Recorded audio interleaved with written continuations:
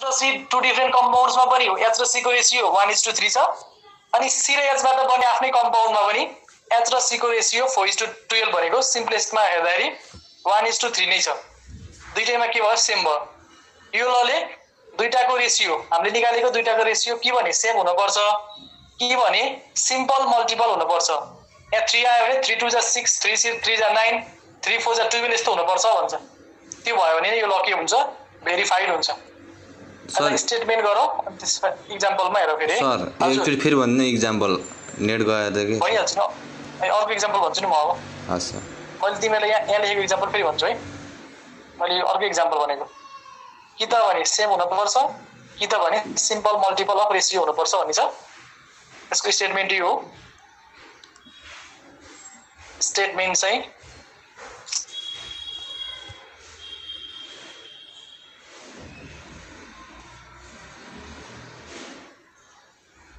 यो है statement of law of reciprocal or equivalent proportion. It states the weight ratio of two different elements in two different compounds. यसमा लामो हुन्छ भनेर हामीले when two different elements combine separately with third element भनेर भन्नु पर्दैन है त्यसलाई यसरी कभर गर्छ खासमा चाहिँ के हो त अगाडि हामीले कन्स्ट्यान्टमा इन अ कम्पाउन्ड भन्यौ मल्टिपलमा when two elements combine to form multiple compounds भन्यौ यसमा पनि हुन चाहिँ के हो कन्डिसन चाहिँ when two different elements combine separately with third element सँग कम्बाइन गरेर दुईटा कम्पाउन्ड भन्छ नि त त्यसैले डाइरेक्ट कभर गर्ने हामीले the weight ratio of two different elements in two different compounds भइहाल्यो weight ratio of two different elements in two different compounds which combine separately with which भनेको two elements भनेको the weight ratio of two different elements in two different compounds which combine separately with fixed weight of third element third सँग combine गर्यो भने कुरा पनि include भयो अब त्यसकारणले यसलाई सर्ट बनाएको मात्रै हो weight ratio of two different elements in two different compounds which combine separately with fixed weight of third element is either same even same हुनुपर्छ रे or simple multiple of ratio in which they combine with each other भनेको छ नि यो भनेको चाहिँ आफै पनि कम्बाइन गर्छ नि त अहिलेको हाम्रो H र C को आफै पनि कम्बाइन गरेको थियो आफै कम्बाइन गर्दाखेरि आउने रेशियो र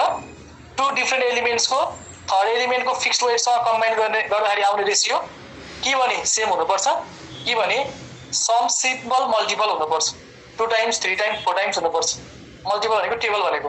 एउटाको रेशियोमा 2 छ अर्कोको 2 2 जा 4 2 3 जा 6 यस्तो हुनुपर्छ भनेको यसको बुझ्नको लागि चाहिँ अलिकति लेन्थी फर्मको स्टेटमेन्ट के हो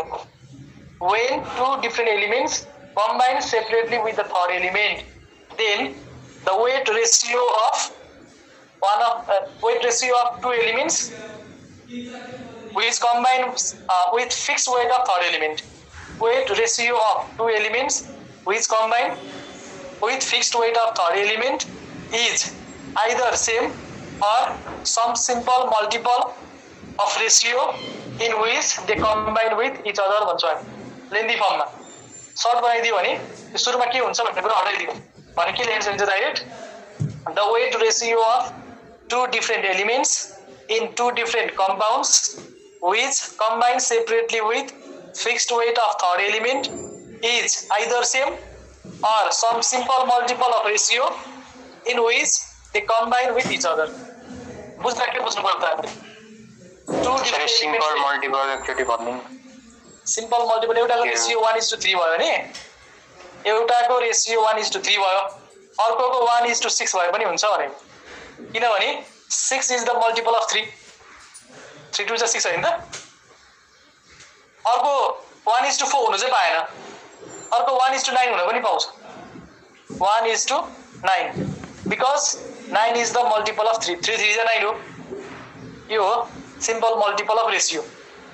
पछाडीको मात्र अगाडिको हुन सक्छ अगाडिको 1:3 छ अर्कोको चाहिँ 3:3 भए पनि हुन्छ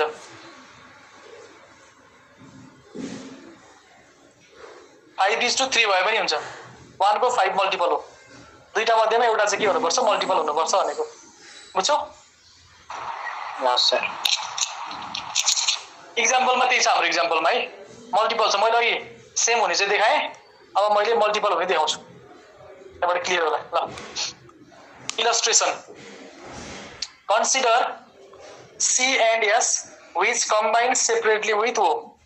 कार्बन र सल्फर दुईटा डिफरेन्ट एलिमेन्ट्स कन्सिडर गर्ने जसले थर्ड एलिमेन्ट अक्सिजनसँग कम्बाइन गर्छ कम्बाइन गर्दा के भन्छ भनेर त्यसलाई हामीले ग्राफिकल रिप्रेजेन्टेसन गर्दाखेरि सजिलो हुन्छ C र S टु डिफरेन्ट एलिमेन्ट्सलाई भर्टिकली राख्ने थर्ड एलिमेन्टलाई उतापट्टि साइडमा बीचमा राख्ने ट्रायंगल जस्तै भयो कार्बन र सल्फर छ टु एलिमेन्ट्स कार्बन र sulphur which combines with oxygen अब के भन्छ बनाइहाल्ने C र S ले O सँग कम्बाइन गरेर ट्रायंगल बनाउने C र O बाट CO2 बन्यो S र O बाट SO2 बन्यो अनि C र S बाट फेरि कार्बन र सल्फरको क्रिस क्रस गर्यो भने कार्बनको भ्यालेन्सी 4 हुन्छ सल्फरको 2 हुन्छ 2 ले कमन भयो 2 कमन हुनेबित्तिकै क्रिस क्रस गर्दाखेरि CS2 भन्छ यसलाई कार्बन डाइसल्फाइड भन्छौं हामी कार्बन डाइसल्फाइड यो लिक्विड फर्ममा हुन्छ कार्बन डाइसल्फाइड कार्बन डाइअक्साइड र सल्फर डाइअक्साइड बन्दो रहेछ अब अघि भने अनुसार हेरौँ है weight ratio of two elements carbon and sulfur which combines with fixed weight of third element that is oxygen त्यसको रेशियो निकाल्ने इज आइदर सेम यो निकाल्ने रेशियो के भने सेम हुनुपर्छ or simple multiple of ratio in which they combine with each other भनेपछि फेरि त्यो दुईटा एलिमेन्ट छ नि त कार्बन र सल्फरको रेशियो हेर्यो नि हामीले त्यही दुईटा कम्बाइन गर्दाखेरि आउने रेशियोसँग के भने बराबर के भने सम सिम्पल मल्टिपल हुनुपर्छ भनेको त्यसो भए यसको वेट रेशियो कति छ हेरौँ सुरुमा यो CO2 मा हेरौँ CO2 मा अक्सिजनको वेट 32 छ भने कार्बनको कति छ 12 छ CO2 मा कार्बनको 12 हो अक्सिजनको कति हुन्छ 32 भनेपछि 32 P/W भनेको पार्ट्स बाइ वेट हो पार्ट्स बाइ वेट वेटको युनिट छैन भने त्यसलाई हामी पार्ट्स बाइ वेट भन्छौं यदि वेटको युनिट ग्राममा भइदिएको ग्राम भन्न पाउँथ्यौ CO2 मा 32 parts by weight of oxygen combines with 12 parts by weight of carbon क्याल्कुलेसनमा प्रब्लम छैन है कार्बनको मास 12 अक्सिजनको 16 दुईटा छ 32 भयो त्यस्तै SO2 मा पनि कति छ O2 छ 32 parts by weight of oxygen combines with 32 parts by weight of sulfur सल्फरको पनि कति हो 16 नम्बर हो एटमिक नम्बर डबल गर्ने 32 हुन्छ थर्ड एलिमेन्टको वेट फिक्स गर्नुपर्छ थर्ड एलिमेन्टको वेट फिक्स गर्नको लागि थर्डलाई चाहिँ सुरुमा लेख्यो भने सजिलो हुन्छ एउटाको 50 एउटाको 20 भइदियो है 50 को कति हुन्थ्यो 1 को कति हुन्थ्यो निकाल्ने अनि 50 को 1 को निकाल्न सकिन्थ्यो के दुईटैको सेम बनाउन पर्ने भएको कारणले गर्दाखेरि लेख्दाखेरि थर्ड एलिमेन्टको मासलाई पहिला लेख्यो भने सजिलो हुन्छ जता लेख्न पाइन्छ नपाउने छ फेरि हामीले अगाडि अक्सिजन लेख्यौं कमन एलिमेन्टलाई अगाडि लेख्यौं पछाडी CO2 मा C छ SO2 मा S छ अब अहिले भने अनुसार लेख्न पर्यो नि त therefore the weight ratio of two different elements भन्ने ठाउँमा के भयो carbon and sulphur which combine with fixed weight of oxygen third element oxygen छ जसको weight 32 छ fixed weight of third in CO2 and SO2 भन्न के भएको थियो weight ratio of two different elements in two different compounds भनेको थियो two different elements carbon and sulfur two different compounds CO2 and SO2 हो कति आयो त यो 12 छ यहाँ 32 छ भने 12:32 गर्दाखेरि 4 3 जा 12 4 8 जा 32 यो सिम्पलेस्ट होल नम्बरमा 3:8 लेख्न पाइयो यो आफैमा कम्बाइन गर्दाखेरि हुने रेशियोसँग के भने बराबर हुन्छ कि सिम्पल मल्टिपल हुन्छ भनेको छ यसको पनि निकाल्न पर्यो नि त आफैमा कम्बाइन गर्दाखेरि के भन्छ CS2 भन्छ अगेन इन CS2 मा यसको मास रेशियो कति हुन्छ त अगाडि पनि हाम्रो कार्बन र सल्फरको रेशियो हो कार्बन पहिला सल्फर पछि आछ यसमा पनि अर्डर मिलाउनु पर्छ सुरुमा कार्बन अनि सल्फर कार्बनको 12 हुन्छ सल्फरको S2 भनेको छ एउटा सल्फरको 32 हो भने दुईटा सल्फरको 64 भयो 12:64 गर्दा कति आयो 3:16 आयो अब दुईटालाई कम्पेयर गर्ने एउटा आयो 3:8 आफैमा कम्बाइन गर्दाखेरि 3:16 आयो सेम हो त यो 3:8 र 3:16 सेम त हैन अब यसैलाई 8 को मल्टिपल हो कि 16 हेर त 3 को ठाउँमा 3 नै छ एउटामा 8 छ एउटामा 16 छ भने 16 भनेको त 8 कै मल्टिपल हो 8 2 जा 16 हुन्छ भनेपछि यहाँ सिम्पल मल्टिपल चाहिँ भयो here 3:16 is the simple multiple of ratio because 3:16 भनेको 3:8 into 2 हो कि माथिको 8 लाई 2 ले मल्टिप्लाई गर्यो भने आउने भयो त्यसकारणले गर्दा यो सिम्पल मल्टिपल अफ रेसियो हो hence it illustrates the law of reciprocal proportion यसरी यसले ल अफ रेसिप्रोकल प्रोपोर्सनलाई इलस्ट्रेट गर्छ भनेको ल कहाँ छ केही छ सोध्न पर्ने अनि सोध यो जुनसुकै कम्पाउन्डमा पनि हुन्छ जुन जुन एक्जाम्पल लिए पनि मिल्छ नमिल्ने छैन तर यसमा बन्ने कम्पाउन्ड्सहरु चाहिँ नेचुरली अकरिङ हुनु पर्यो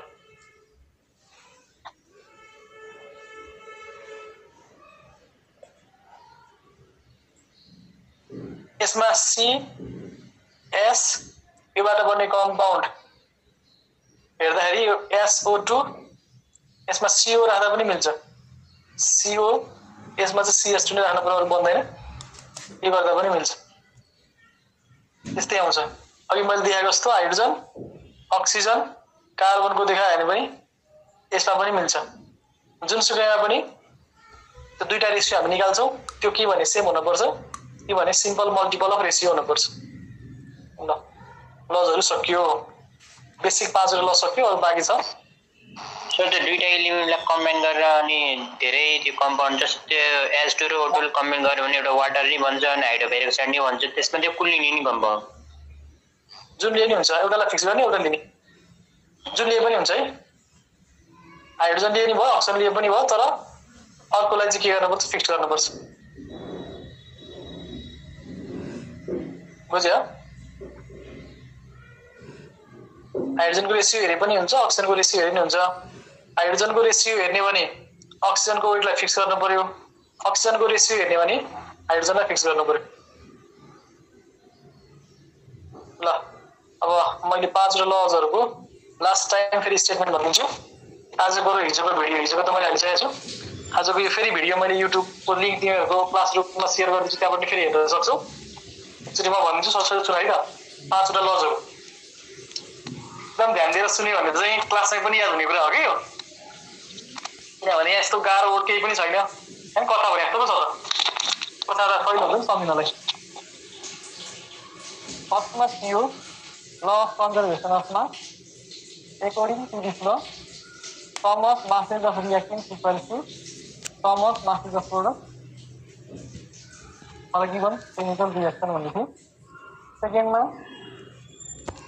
law of constant proportion. According to this law, weight ratio of combining elements in a compound is always fixed, regardless of their origin or mode of formation. Second one, मैले मास्टको पहिला भन्छु लास्टमा भोल्युमको बनाउन pharma law of multiple proportion अब बुझिन सक्छ तीनटा proportion भएको ल छ एउटा constant proportion or definite proportion नेक्स्टमा मल्टिपल प्रोपोर्सन अर्कोमा रेसिप्रोकल प्रोपोर्सनलाई इक्विभ्यालेन्ट प्रोपोर्सन पनि भन्छ सबैमा मास रेशियो हेर्नु ल अफ मल्टिपल प्रोपोर्सनमा चाहिँ if you when two different elements combine together to form multiple compounds, then weight ratio of one of the elements which combines with fixed weight of another element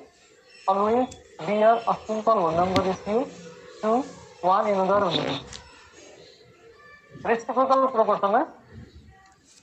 weight ratio of two different elements in two different compounds which combined with fixed weight of third element is either same or some simple multiple of ratio in which they combine with each other only. The law of combining volume or law of gaseous volume भनिन्छ त्यसमा चाहिँ when gaseous reactants combine together to form gaseous product at given condition of temperature and pressure, then volume ratio of reactants and products always bear a simple whole number ratio only.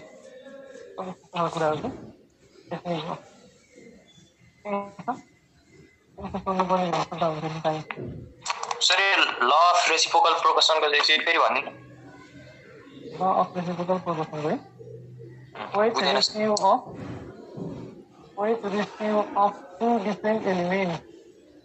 in two different compounds which combine with fixed weight of odd elements. Always the other symbol, here is either same or some symbol multiple of ratio in which they combine with each other. This is statement. This is the statement. Right? तर आफ्मा के हो कुरा चाहिँ